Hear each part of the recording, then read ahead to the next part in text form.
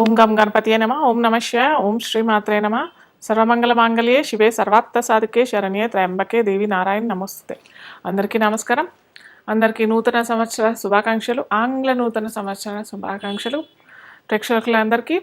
అయితే మనకి ఇంతకు ముందర లాస్ట్ టైంలో నేను ఒక్కొక్క రాశి వాళ్ళకి 2025 ఏ ఏ రాశుల వారికి ఎలాంటి ఫలితాలు వస్తాయి, అవి మన తెలుగు పంచాంగంతో సంబంధం లేకుండా కేవలం ఆంగ్ల సంవత్సరం దాని ప్రకారం మనము ఏ రాశులకి ఏ ఏ మార్పులు జరుగుతాయి, ఎలా ఉంటుంది, ఇవన్నీ నేను ఇన్డెప్త్గా చెప్పాను లాస్ట్ వీడియోలో. సో ఈ రోజు ఏంటంటే మనము త్వరలోనే మనకి ఏ రాశులు ఎఫెక్ట్ ఎలా వస్తున్నాయి, ఏవి ఎలా ఎలాంటి మార్పులు వస్తున్నాయి అని చూసినట్టయితే మనకి ముఖ్యంగా మార్చ్లో షష్టగ్రహ కూటమి అనేది జరుగుతోంది.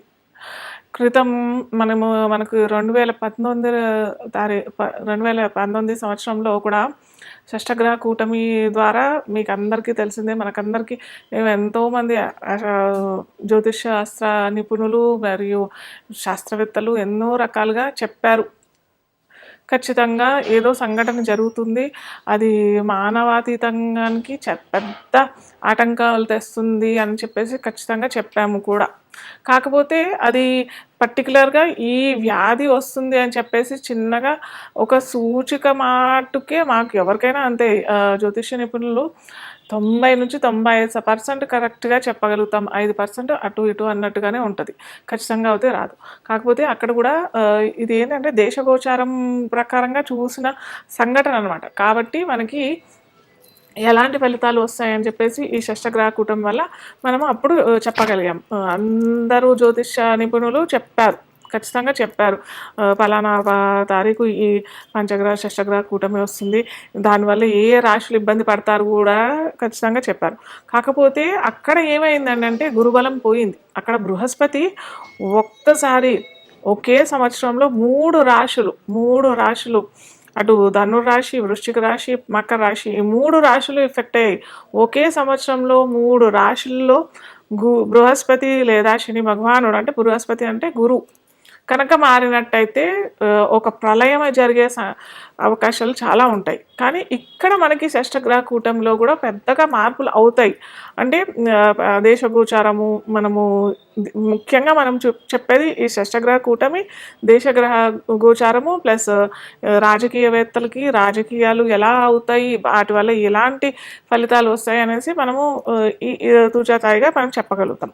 కాకపోతే ఇది పర్సనల్గా మనం చూసినట్టయితే ఒక్కో రాశి, మళ్ళీ నేను చెప్తున్నాను ప్రతిసారి నేను ఈ వీడియో తీసినప్పుడల్లా, పర్సనల్గా మీ వ్యక్తిత్వ జాతకంలో మీ జాతకాల్లో ఏ దశ అంతర్దశలు నడుస్తున్నాయి, మీ లగ్నం ఏంటి ఖచ్చితంగా తెలుసుకొని ఆ దశ అంతర్దశలు ఈ గోచార ఫలితాలు ఎలా వస్తాయి అని చూసుకున్నట్టయితే మనకు అప్పుడు కరెక్ట్గా ఫలితాలు వస్తాయి. అలా కాకుండా కేవలం ఇప్పుడు చెప్పిన గోచారమే ఈ రాశులకి ఎఫెక్ట్ అవుతుందని అంటే అది కాదు. దాంట్లో ఓన్లీ 50-60% లేదా ఒక్కోసారి 50% రిజల్ట్స్ కూడా రావు, మనకి ఫలితాలు అంతగానం రావు. మనం ఖచ్చితంగా మన నక్షత్రం ఏంటి, మన రాశి ఏంటి, మన లగ్నం ఏంటి, దశాంతర్దశలు ఏమి నడుస్తున్నాయి, లగ్నాధిపతి ఎంత బలంగా ఉన్నాడు, ఇవన్నీ మనం ఖచ్చితంగా మన జాతక చక్రంలో తెలుసుకోవాల్సిన విషయాలు. దాని ద్వారా ఈ గోచారం ఏంటంటే ఒక 20-30% రిజల్ట్స్ వస్తాయి. అంతేగాని ఈ గోచారంలో ఇవన్నీ మార్పులు జరిగిపోతున్నాయి, మాకేమో జరిగిపోతుంది, అందరికీ ఏమోనో అయిపోతుంది, అద్భుతాలు అయిపోతాయి, లేదా ఏమీ అవ్వవు, లేదా ఈ పలానా రాశి వాళ్ళు ఇలా అయిపోతారు అన్నట్టు అలా ఏమీ జరగదు. కాకపోతే మనకి తూచాతాయిగా మనకి ఏ రాశిలో ఈ గ్రహాలు కలయిక నడుస్తుంది.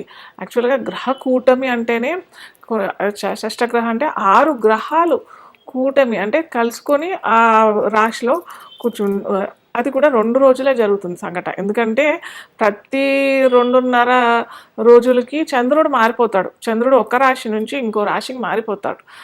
కాబట్టి మనకి ఇక్కడ చంద్రుడిని కలుపుకుంటే రవి ఇక్కడ ఉంటాడు, శని భగవానుడు వచ్చేస్తాడు 30వ తారీఖుకి, మార్చ్ 2025 మనకి 30వ తారీఖు ఈ సంఘటన జరుగుతోంది. అయితే అది కూడా 2 రోజులే జరుగుతుంది. అప్పుడు రవి శని భగవానుడు వచ్చేస్తాడు, బుధుడు వచ్చేస్తాడు, శుక్రుడు ఉంటాడు అక్కడే, రాహు కూడా అక్కడే ఉంటాడు. ఈ గ్రహాలు బుధుడు కూడా అక్కడే ఉంటాడు కాబట్టి ఈ గ్రహాలన్నీ ఉంటాయి కాబట్టి మనము ఆ 2 రోజులు మనము షష్టగ్రహ కూటంగా మనం తీసుకుంటాము. ఆ రాశి అంటే మీన రాశిలో పడుతుంది కాబట్టి మీన రాశి వాళ్ళకి ఎలా ఉంటుంది, అలాగే మిగతా రాశులందరికీ కూడా ఎలా ఉంటాయి మనం చూస్తాము ఇప్పుడు తుచతాయిగా. అయితే ఇంకొకటి ఏంటంటే ఇక్కడ తెలుసుకోవాల్సింది చాలా ముఖ్యమైన విషయం ఏంటంటే ఈ ఒక ఆర్క్ లాగా వచ్చేస్తుందనమాట. అంటే మనకి 2 రోజులు షష్టగ్రహ కూటమి ఉంటుంది. తర్వాత 2.5 రోజుల తర్వాత చంద్రుడు వచ్చేస్తాడు. తర్వాత 10-15 రోజులకి రవి మారిపోతాడు. మళ్ళీ బుధుడు వెళ్ళిపోతాడు. రాహు మనకి కుంభరాశిలోకి వస్తాడు. ఇలా అన్నీ ఒక్కొక్క గ్రహాలు వెళ్ళిపోతుంటాయి. శుక్రుడు వెళ్ళిపోతాడు, బుధుడు వెళ్ళిపోతాడు. ఇవన్నీ వెళ్ళిపోతుంటాయి కాబట్టి ఆ పంచగ్రహ కూటమి అనేది కూడా మెల్లిమెల్లిగా వీడిపోతుంది. కాకపోతే ఇక్కడ ఈ పంచగ్రహ కూటమి అనేది కూడా 10-15 రోజులు మనకి అదే 7 లగ్నాలకి మటుకు కాలసర్పదోషం వస్తుంది. అయితే చాలా మటుకు అందరూ చెప్పేది ఏంటంటే కాలసర్పదోషం అనేది కాలసర్ప యోగమా అని చెప్పబడుతుంది. మన పూర్వీకులు చెప్పిన విధానం అయితే ఈ కాలసర్ప యోగము దేశగోచారంకే వర్తిస్తుంది, కానీ పర్సనల్గా వ్యక్తిత్వ జాతకానికి ఎటువంటి ఇబ్బంది ఉండదు అనేసి చెప్తారు. కానీ కొన్ని లగ్నాలకి మటుకు ఒక్కొక్క 12 రకాల ఇవి కాలసర్పదోషాలు ఉంటాయి. సో ఒక్కొక్క కాలసర్పదోషం ఒక్కో విధమైన ఫలితాలు కూడా ఇస్తుంది. ఇన్డెప్త్గా ఎప్పుడన్నా వీలుంటే నేను చెప్తాను ఒక్కొక్క కాలసర్పదోషం ఏ విధమైన ఫలితాలు ఇస్తుంది అని చెప్పేసి మరిన్ని వీడియోస్లోను. అయితే అలా ఈ 7 లగ్నాలకి మటుకు ఖచ్చితంగా ఈ కాలసర్పదోషం అయితే వర్తిస్తుంది. మీరు ఎవరన్నా పిల్లలు పుట్టేవాళ్ళు వాళ్ళు ఏమన్నా ఉంటే ఏమంటారు, చాలామంది నన్ను అయితే అడుగుతుంటారు టైమింగ్స్ ఇవ్వమని చెప్పేసి. దయచేసి ఈ కాలసర్పదోషంలో కాకుండా వేరే లగ్నాల్లో చూసుకోండి మీ పిల్లలు పుట్టుక. ఇదొక్కటి మన చేతిలో కొద్దిగా ఉంటుంది. జనన సమయము, మరణ సమయము ఈ 2 మన చేతుల్లో ఉండవు చెప్పాలంటే. కాకపోతే మన మానవ ప్రయత్నం ఏదైనా చేయాలని అంటే మటుకు ఇది మన చేతుల్లో ఉంటుంది. కాస్త చూసి చేసుకోండి.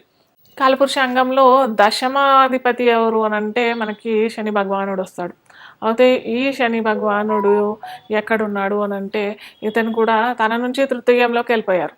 సో ఇక్కడ మా గురువు గారు ఒకటి చెప్తారు ఏంటంటే, ఎప్పుడైతే మకర లగ్నాధిపతి తన నుంచి తృతీయంలోకి వెళ్ళిపోయాడు కాబట్టి ఇక్కడ సెట్ అయిపోయాడు అని అంటాం. సెట్ అంటే కొద్దిగా హస్తంగత్వం పొందాడు. నవజాత శిశువుకి ఇది వర్తిస్తుంది. అంతేకాని మీరు ఆల్రెడీ మకర లగ్నంలోనే జన్మించారు, మీకు తృతీయంలో వెళ్ళిపోయాడు అని అంటే అక్కడ కాదు. అక్కడ గోచార ఫలితాలు మనం తీసుకుంటాం కాబట్టి అక్కడ శని భగవానుడు పర్లేదు. ఎందుకంటే మనకి ఇక్కడ హస్తంగత్వం పొందట్లేదు శని భగవానుడు. అలాగే ఎటువంటి గ్రహ యుద్ధంలోనూ పాల్గొనట్లేదు. మనం గ్రహ యుద్ధం కూడా చూసుకోవాలి. కాకపోతే ఇక్కడ గ్రహ యుద్ధం ఎక్కడ అవ్వట్లేదు.